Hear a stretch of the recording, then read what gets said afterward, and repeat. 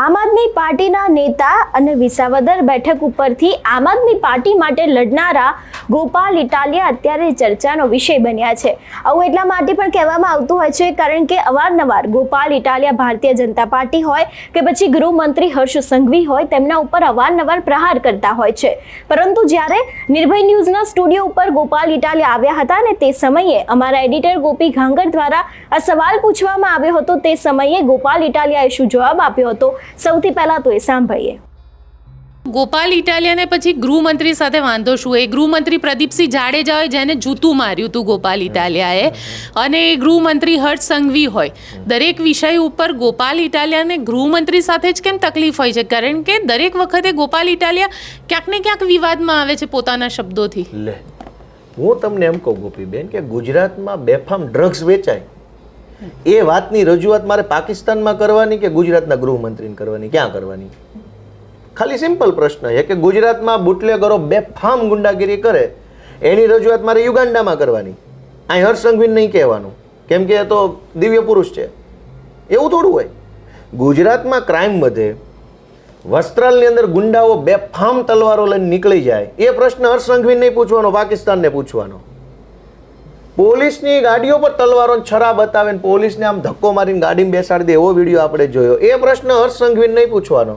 કોને પૂછવાનો? તો કે એ તમે ગમે ને આફ્રિકા બાજુ પૂછી આવજો. એવું થોડું હોય. ગુજરાતના ગૃહમંત્રી બન્યા છો તો પ્રશ્ન તમને પૂછવામાં આવશે. ન ફાવે તો you can go, most welcome, નમસ્તે, આવજો. ક્યાં તમને અહીંયા કોઈ સોગંદ દીધા છે કે ક્યાં તમે માતાજીનો ભૂવો છો? કાંઈ બેસવું જ પડે, જગ્યા ખાલી કરો, કોઈ આવશે બીજો. એટલે ગોપીબેન એવું ન હોય. આ ઘણા બધા એવું વિચારે કે ભાઈ આ કેમ ગૃહમંત્રીને આમ તેમ કે. હું એમ કહું ગોપીબેન, એક નિર્દોષ માણસને યારે અન્યાય અત્યાચાર થાય એની ફરિયાદ પોલીસ ન લે એટલે ડીવાયએસપીને મળે, એ નો સાંભળે એસપીને મળે, એ નો સાંભળે કલેક્ટરને આવેદન, પછી કોઈ નો સાંભળે તો આવી બે તો સાંભળવી પડે ને. એમાં શું વાંધો છે? તમે અમારી ફરિયાદ નથી સાંભળતા તો ગાળ્યું સાંભળશો. કા ફરિયાદ સાંભળો. ગુજરાતના ગોપીબેન કોઈ પણ પોલીસ સ્ટેશનમાં ગરીબ માણસની ફરિયાદ સાંભળવા વાળું કોઈ નથી. તમને ખબર હોય ન હોય, હું તો આખા ગુજરાતમાં ફરું છું. ચોરી થાય તો ફરિયાદ સાંભળે નહીં, લૂંટ થાય ફરિયાદ સાંભળે નહીં, છેડતી થાય ફરિયાદ સાંભળે નહીં. ફરિયાદ ન સાંભળે તો મોટી મોટી તો સાંભળશે જ. એમાં હું ખોટું છે? ન સાંભળ્યું ઘર ભેગા થાવ. અહીં ગયા તમને કોઈ સોગંદ આપીને બેહાડ્યા છે કે અહીંયા જ બેહવું? આવશે કોઈક બીજો, અમે એને હારે જોઈ લેશું. એમાં હું ખોટું હું જ મને તમે એમ કહો. અને આ બધી કકળાટ, આપણા દિલની વેદના ગૃહમંત્રીને નહીં કહેવાની, પાકિસ્તાનમાં જઈને કહેવાની. પણ એટલે એવું કેમ લાગે છે કે ટાર્ગેટ ફુલી ગોપાલ ઇટાલિયા કરે છે આ બધું? એટલે મતલબ ટાર્ગેટ ફુલી ડ્રગ્સ વેચાય છે. ડ્રગ્સ વેચાવાની વાત નથી. વાત એ છે કે દરેક વસ્તુમાં એક ટાર્ગેટ બનાવવામાં આવે છે અને ગોપાલ ઇટાલિયા ટાર્ગેટ ફુલી કરતા હોય એવું લાગે છે. મને તો એવું લાગે છે કે આ ડ્રગ્સની પાછળથી રૂપિયાનો ટાર્ગેટ આપવામાં આવ્યો છે કે 500 કરોડ ઉઘરાવીને આને દેવાના છે. ટાર્ગેટ તો એનોય છે. આટલા કરોડ રૂપિયા દારૂમાંથી સરકારને, ભાજપને ચૂંટણી ફંડ આપવાનું છે.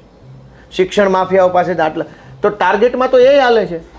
તો એ લોકો પબ્લિકને લૂંટવાનો, ડ્રગ્સ વેચાવાનો, દારૂ વેચાવાનો, જમીનો દબાવવાનો ટાર્ગેટ લઈને ફરતા હોય તો અમે એને બે શબ્દો કહી દીધા, એમાં વળી શું કાંઈ મોટું આપ તૂટીને હેઠું પડી ગયું? એક કેમ ડ્રગ્સ વેચાય એટલો બધો ગુજરાતમાં? કોઈ તો ટાર્ગેટ હશે ને કે આટલા કરોડનો વેચાય તો ભાજપને આટલા કરોડનો ચૂંટણી ફંડ આપવાનો, એવો ટાર્ગેટ નહીં હોય. આ તો ગોપીબેન અમુક વાતના પુરાવા ન હોય, ખબર આખા ગામને હોય. મેં પોલીસમાં નોકરી કરી છે, મને બધી જ ખબર છે. આજે પોલીસમાં એટલા બધા મિત્રો છે, કદાચ ગૃહમંત્રી જેટલા નહીં ઓળખતો એનાથી ડબલને હું ઓળખું છું. ભાઈબંધો જ છે, આપણી પાસે બધી ઇન્ફોર્મેશન છે. કોણ હપ્તા લે છે ને ક્યાંથી ક્યાં હપ્તા જાય છે ને કેટલા હપ્તા ઉઘરાવવાનો ટાર્ગેટ આપવામાં આવે છે ને મને ખબર છે. ટાર્ગેટ તો એ આપે છે. તો અમે એને બે શબ્દો કીધા તો ટાર્ગેટ થઈ ગયા, મતલબ વિક્ટિમ કાર્ડ. ગુજરાતના ભોગ બનનાર લોકોનું કોઈ સાંભળવા વાળું નથી અને ગૃહમંત્રી પોતે ભોગ બનનાર.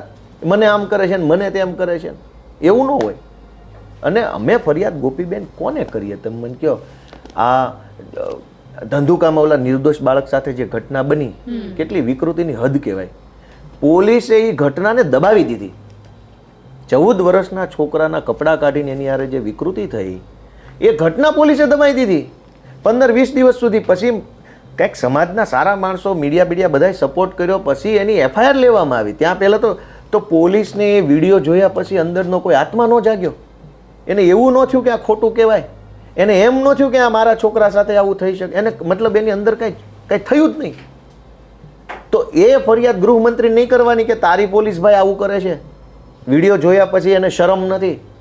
હવે એ ફરિયાદ અમે એને કરીએ તો એને ખોટું લાગી જાય છે. તો હવે તો શું કરવું કયો? હાલો પાકિસ્તાનને મોકલી દે અમને બધાને, તો થાય તો ન્યા ફરિયાદ કરશું. ખોટી વસ્તુ છે. જે પ્રમાણે અત્યારે હાલ એક તરફ ત્રિપાંખીયો જંગ જામશે એવી પણ ક્યાંક શક્યતાઓ દેખાઈ રહી છે, કારણ કે ગોપાલ ઇટાલિયા છેલ્લા ઘણા સમયથી રાજકારણમાં પણ ખૂબ એક્ટિવ જોવા મળી રહ્યા છે. કોઈ પણ ઘટના હોય, વિછિયાની ઘટના લઈ લો અથવા તો પછી એની આગળ અત્યાર સુધી બનેલી કોઈ પણ ઘટના હોય, તે દરેક ઘટનામાં ક્યાંક ને ક્યાંક ગોપાલ ઇટાલિયા આગળ પડતા રહ્યા છે. એટલે ખાસ કરીને જે પ્રમાણે ગૃહમંત્રીની જેમના દ્વારા વાત કરવામાં આવી છે અને તેમના દ્વારા એવું પણ કહેવામાં આવ્યું છે કે જો અમારે કોઈ પ્રોબ્લેમ હોય, અમારે કોઈ કમ્પ્લેન કરવી હોય તો અમે લોકો તેમની જ પાસે જઈશું, અમે લોકોને પાકિસ્તાન તો જવાનું નથી.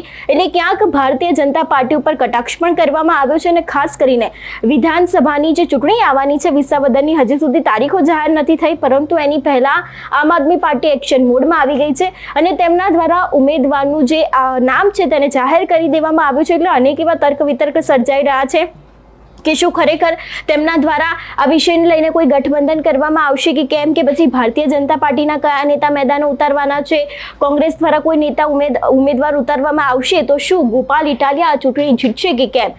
જો કે હજી પણ આ વિષયને લઈને અનેક એવા ખુલાસા થઈ શકે છે એવું પણ લાગી રહ્યું છે. પરંતુ ખાસ કરીને જે હર્ષ સંઘવીને લઈને ગોપાલ ઇટાલિયા દ્વારા કહેવામાં આવ્યું છે એના ઉપરથી પણ એક વાત સાફપણે દેખાઈ આવે છે કે ગોપાલ ઇટાલિયા હવે ક્યાંક લડી લેવાના મૂડમાં છે.